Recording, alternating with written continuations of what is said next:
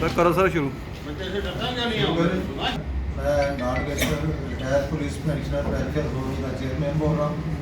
पिछले दिनों जो एक सोशल मीडिया पर वायरल हुई थी, न्यूज़ हाईलाइट हुई थी कि SHO पुणे सिटी जिसने एक हमारे कांस्टेबल को मारपीट की और पब्लिकली उसको मारपीट किया और उसके बाद थाने जाकर उसके साथ जो सलूक किया और जितने भी वो CC कैमरे सारे बंद करके 3rd डिग्री टॉर्चर किया और उसके बाद इलेक्ट्रिक शॉट दिए गए, तो लिहाजा ये वायलेशन ऑफ रूल और ह्यूमन राइट्स की वायलेशन की गई है।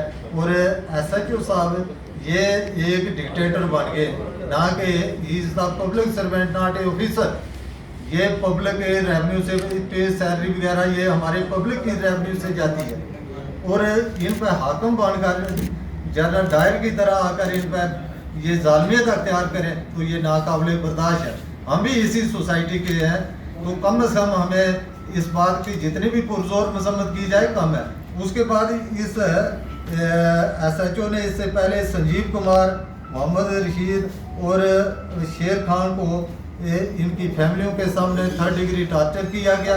इज हैबिचुअल और इसका दिल इतना बड़ा हुआ है कि शेर खान अभी तक उसकी एक बाजू काम नहीं कर रहा है, जो कि एक दिहाड़ीदार मजदूर आदमी है, उसको इतना 3rd डिग्री टॉर्चर किया गया उनकी फैमिली के सामने। तो वो आज आगे वाली ज़िंदगी के लिए बेकार हो गया, वो अपनी रोटी रोजी कमाने से भी महरूम हो गया। अब बताइए कि उसकी वो भरपाई कौन करेगा? अब उसको जो कंपनसेट, मैं बोलता हूँ कि इसके खिलाफ केस होना चाहिए और उसका जो कंपनसेट है वो इसी SHO से भरना चाहिए और without the information of senior officer. और सीनियर ऑफिसरों की इजाज़त के बगैर ये मन मर्जी से वायलेशन ऑफ रूल कर रहा था, तो लिहाजा हम इसकी पुरजोर मजम्मत करते हैं। और ऐसे पुलिस अफसरों को कम अज़ कम DG साहब से रिक्वेस्ट है कि इन पर सख्त एक्शन लिया जाए ताकि आने वाले समाज में, सोसाइटी में पुलिस का नाम कोई बदनाम ना कर सके। इसी तरह रिसेंटली एक कार्रवाई चट्ठा पुलिस स्टेशन में भी हुई, वहाँ पर भी एक लड़के को जो मजदूर था उसको थाने में बुलाया, 3rd डिग्री टॉर्चर किया गया, मारपीट की गई। जब उसने बोला बताओ मेरा कसूर क्या, जब उसको उसने ये पुरजोर मांग की, अब उसकी जो हालत बहुत ख़राब हो गई थी, तो पुलिस वालों ने जब चौकी अफसर साहब ने वो वेरीफाई किया तो वो लड़का इनोसेंट पाया गया। अब बताइए किसी को मार तोड़ कर उसकी हड्डियाँ चूर करके तो बाद में उसको छोड़ दिया जाए, तो उसके बाद एक SPO को उसका बलि का बकरा बना दिया जाता है और SPO को वो सस्पेंड कर देते।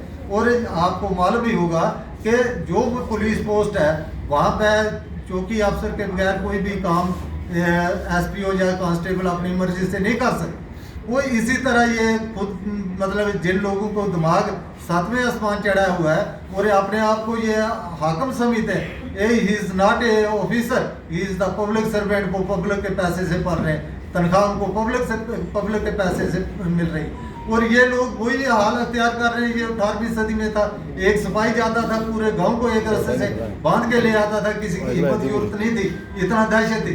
आज ये हालत है कि थाने में अगर कोई गेस्टेड अफसर जाएगा वो भी ऐसी इज्तिमों की तरह बैठ जाता है, वहाँ पर भी थानेदार जो जितना भी हमला फैला वो उसके साथ ऐसी ट्रीटमेंट करते हैं। पिछले दिनों बारामूला में एक SP साहब की मीटिंग हुई, वहाँ पर DSP और SP साहबान ने भी कंप्लेंट की कि जब हम थाने जाते हैं हमारे साथ ये सलूक किया जाता है।